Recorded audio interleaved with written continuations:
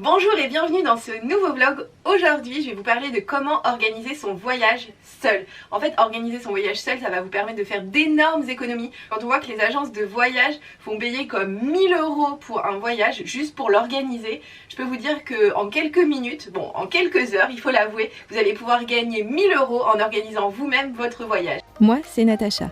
J'aime voyager sur tous les continents. Je suis à l'aéroport d'Orly parce que je vais à Montevideo en Uruguay. Non, ça y est, je suis officiellement en Bulgarie. Je me trouve actuellement dans la cour de la grande mosquée d'Istanbul. Alors, quand le confinement a été annoncé, j'étais désespérée. Puis j'ai réalisé que je pouvais profiter de cette période pour réfléchir à tout ce que j'avais appris pendant mes voyages. Cette vidéo partage avec vous une partie de ces apprentissages. La première chose à faire pour organiser un voyage, c'est de choisir sa destination. Comment faire pour choisir sa destination? Et bien pour moi, la première chose que je fais souvent, c'est que je regarde des vlogs, je vais lire sur des blogs et il y a une destination qui me plaît. Par exemple, la Turquie, j'y suis allée après avoir regardé les vlogs de Cara Net. Il y a eu la deuxième possibilité, c'est que je connais quelqu'un qui est allé quelque part et du coup je me dis bah pourquoi pas. C'est le cas avec la Géorgie où une de mes meilleures amies est allée en Géorgie, elle m'en a dit que du bien et j'avais prévu d'y aller en 2020. La troisième hypothèse, c'est j'essaye de varier les pays. Par exemple, j'avais prévu d'aller au Maroc parce que je ne suis jamais allée dans un pays du Maghreb, je ne suis jamais allée en Afrique. Et du coup, ça m'avait vraiment donné envie et j'avais aussi prévu d'y aller en 2020. Bon voilà, c'est des voyages qui sont repoussés à plus tard. Ma quatrième possibilité pour les destinations, c'est que soit je dois poser des jours de congé à une certaine période, ou alors il y a des jours fériés et donc en posant très peu de congés, j'arrive à avoir une semaine ou 2 semaines. Et du coup, je vais sur le site où et quand partir et je regarde par mois les pays les mieux cotés. Et dans cette liste de pays, je regarde ce qui me plaît, etc. Et après avoir suivi toutes ces étapes, en fait, j'ai une destination. Et donc là, il faut que je vérifie si cette destination est possible pour moi selon des critères. Donc voici les critères pour voir si vous pouvez vraiment aller dans le pays que vous avez choisi. Le premier critère pour moi, c'est la sécurité. Dès que j'ai choisi un pays, je commence par aller sur Google, je tape ministère des Affaires étrangères, plus le nom du pays. Ensuite, une fois que j'ai le nom du pays, je vais dans l'onglet sécurité et je descends jusqu'à la carte.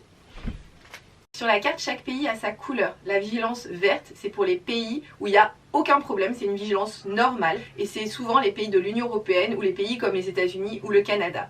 Ensuite, il y a les pays qui sont colorés en jaune et là c'est une vigilance renforcée. C'est la plupart du temps, moi je vais dans les pays en vigilance renforcée. Ensuite, il y a la vigilance orange et là ça veut dire déconseillé sauf raison impérative. Je ne vais jamais dans ces zones. Et ensuite, il y a la vigilance rouge et alors là c'est clairement formellement déconseillé et donc là il ne faut surtout pas y aller. Alors la clé c'est évidemment de le faire très en amont quand vous vérifiez si vous pouvez aller dans le pays, mais surtout il faut le faire aussi quelques jours avant d'arriver dans le pays parce que par exemple en 2019 il y a des Français qui étaient au Niger et ils ont vérifié quel était l'état du pays avant quand ils ont commandé leur voyage et c'était en vigilance jaune, c'est-à-dire dans les pays où même moi je vais. Seulement quand ils sont arrivés c'était passé en vigilance orange et ils ont été enlevés et tués. Ce qui veut dire qu'il faut vraiment se tenir au courant. Et d'ailleurs cette carte au Niger et dès après leur enlèvement est passée en rouge. Ça veut dire que cette carte évolue tout le temps et que vous ne pouvez pas vous dire que vous réservez et 3 mois plus tard vous êtes dans le pays et la situation n'a pas évolué. Il faut vraiment être vigilant à retourner voir la carte pour voir comment c'est. Deuxième point très important, ce sont les activités.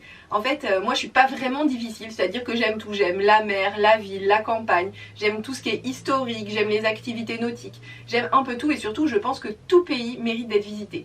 Cependant, j'aime bien quand même les pays variés, c'est-à-dire que cette étape est très rapide pour moi de vérifier les activités.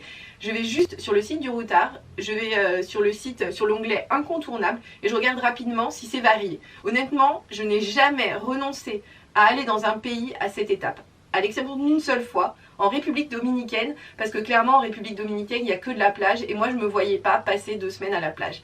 Et dans cette étape activité, j'y placerai aussi le temps à consacrer à un pays. Et pour savoir à peu près combien de temps il faut consacrer au pays, c'est simple, je vais encore sur le site du Routard et du Lonely Planet et je regarde quelle est la durée des itinéraires qu'ils proposent.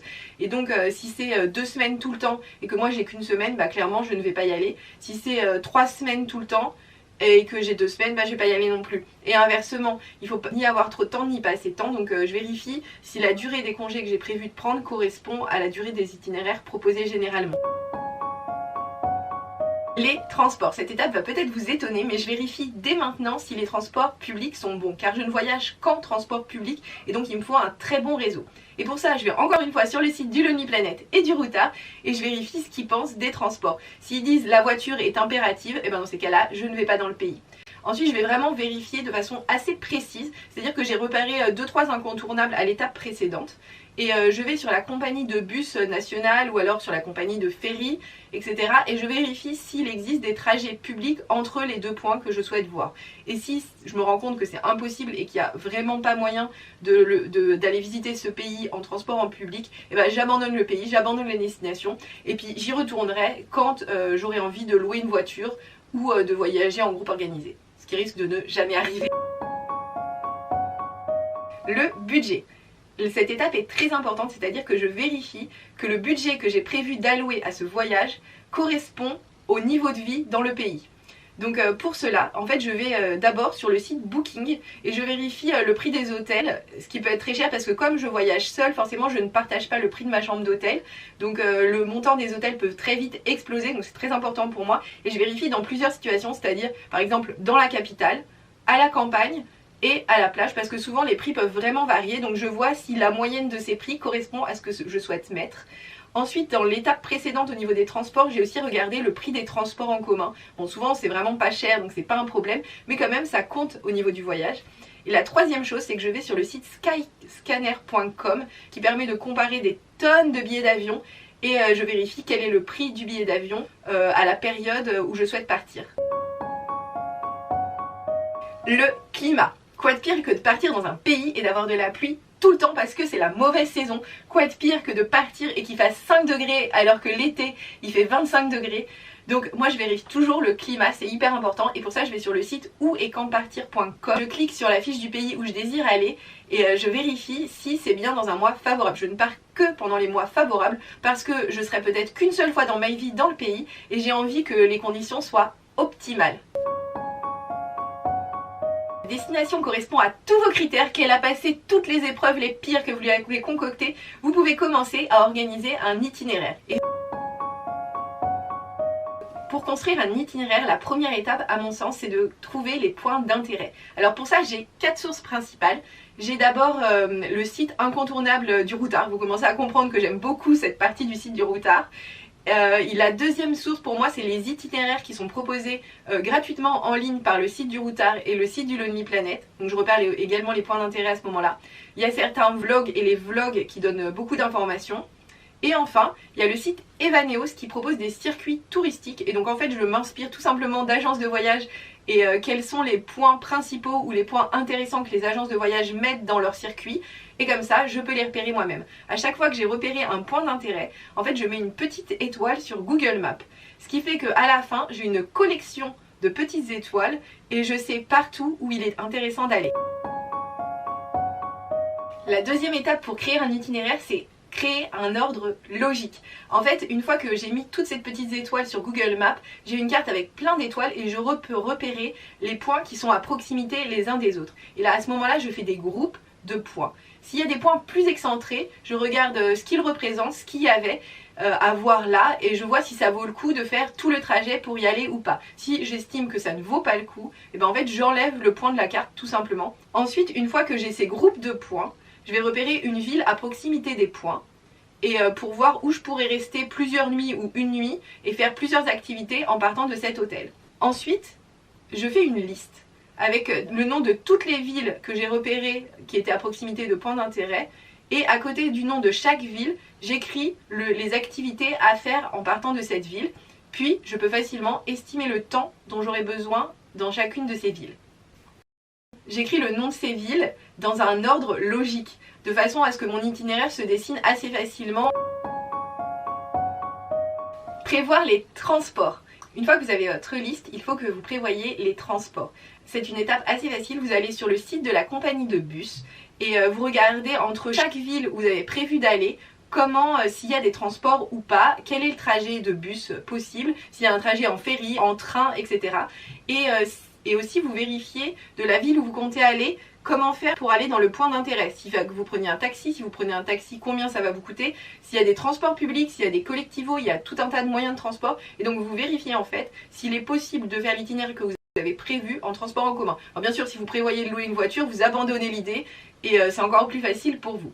Parfois vous allez découvrir qu'il y a certains points d'intérêt ou certaines villes où il est impossible d'accéder en transport en commun. Et dans ces cas-là, c'est simple, vous la rayez de votre liste et vous enlevez la petite étoile de la carte pour pouvoir en fait aller uniquement là où vous pouvez. C'est un petit sacrifice à faire pour voyager sans louer de voiture. Sur ma liste de villes, je note à chaque fois quand le trajet est possible, quelle est la compagnie qui le fait, le temps de trajet et le prix. Et je note aussi s'il y a des trajets que le matin ou que l'après-midi. Une fois que vous avez tout ça, et ça y est, vous avez déjà votre itinéraire aussi facilement que ça. Vous avez vos points d'intérêt, vous savez dans quelle ordre vous allez y aller, vous savez comment puisque vous avez les transports. Et donc là, à cette étape-là, il ne vous reste plus qu'à réserver.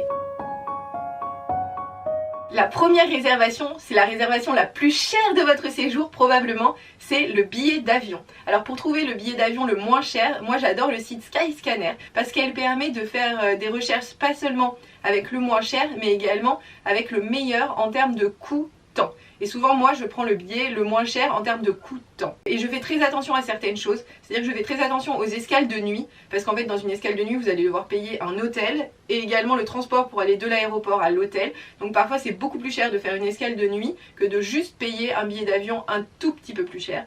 Je fais aussi attention depuis la pandémie à tout ce qui est agrégateur type Opodo, Last Minute, GoToGate, etc. Parce que les conditions de remboursement sont très compliquées. Et moi je préfère, depuis qu'il y a la pandémie, très clairement, je prends mon billet directement auprès de la compagnie aérienne afin de maximiser mes chances d'être remboursée en cas de problème. Oui, mon troisième conseil, c'est plus une expérience que j'ai eue avec Air France, c'est-à-dire que j'ai dû annuler un billet Air France pour aller au Costa Rica.